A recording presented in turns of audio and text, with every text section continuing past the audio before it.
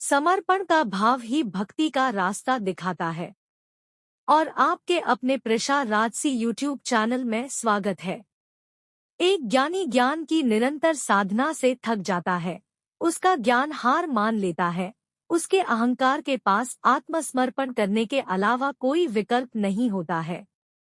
मनुष्य और अन्य सृजित प्राणी अनेक प्रकार के कार्य करते हैं। उनकी अंतिम क्रिया प्रपत्ति या पूर्ण समर्पण है। यह समर्पण परमात्मा के प्रति है। भक्ति का पंथ प्रपत्ति पर आधारित है। इस दिव्य खेल में परम पुरुष का दिव्य नाटक है। इसमें परम पुरुष जो भूमिका सौंपते हैं, उसके हिसाब से काम करना होता है। नाटककार कभी कभी कठिन दृश्य उपस्थित कर देता है। ऐसा ही एक दृश्य पांडवों के हाथों कौरवों की हार के बाद सामने आया। धृतराष्ट्र, गांधारी और अन्य युद्ध के मैदान में पहुंच चुके थे। उनके सामने भगवान कृष्ण, 5 पांडव भाई और उनकी माँ थी। दोनों पक्षों की आंखों से आंसू बह रहे थे।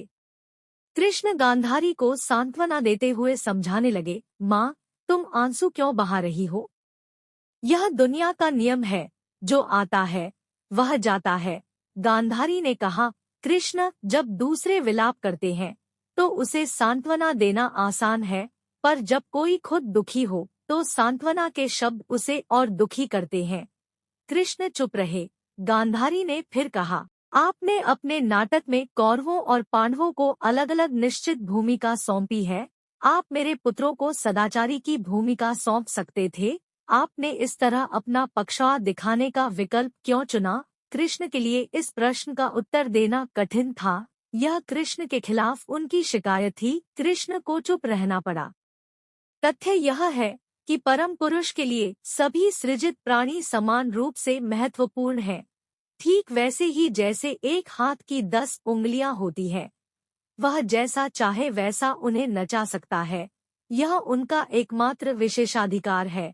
पर गांधारी पर उनका दुख भारी था। उन्होंने कहा, कृष्ण, आपको मुझे श्राप देने की अनुमति देनी होगी। गांधारी ने जारी रखा, जिस तरह मेरे सभी पुत्र मेरी आंखों के सामने मर गए, उसी तरह आप अपनी आंखों के सामने अपने पूरे वंश को नष्ट होते देखेंगे। कृष्ण ने पुष्टि में कहा, ऐसा ही होने दो, यह परम पुरुष का खेल है।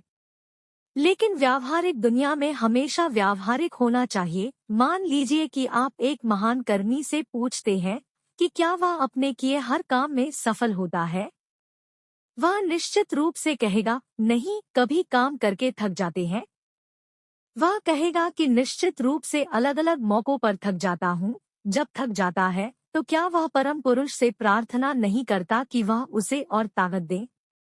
कोई कितना भी बड़ा कर्मी क्यों न हो, उसे अंततः परम पुरुष की शरण में जाना ही होता है। जिनके पास वास्तविक भक्ति नहीं है, जो दूसरों को धोखा देने के लिए भक्त होने का नाटक करते हैं, वे घंटियां बजाते हैं, मोमबत्तियां जलाते हैं। वे इतना ही जानते हैं कि घंटियां बजनी चाहिए, मोमबत्तियां जलनी चाहिए। बिना भक्ति के तो ये सब मशीनी कार्य लगते हैं। इसमें आनंद कहाँ? आनंद रहित हृदय रेगिस्तान के समान है। इस मरुस्थल में जब थक जाते हैं तो परम पुरुष को गुहार लगाते हैं। यही शरणागति है। फिर वह स्थिति प्रपत्ति या पूर्ण समर्पण की होती है। आपको इस परम सत्य का स्मरण करना चाहिए। अगर आपको यह वीडियो अच्छा लगा हो तो लाइक और सब्सक्राइब करें। हर हर महादेव।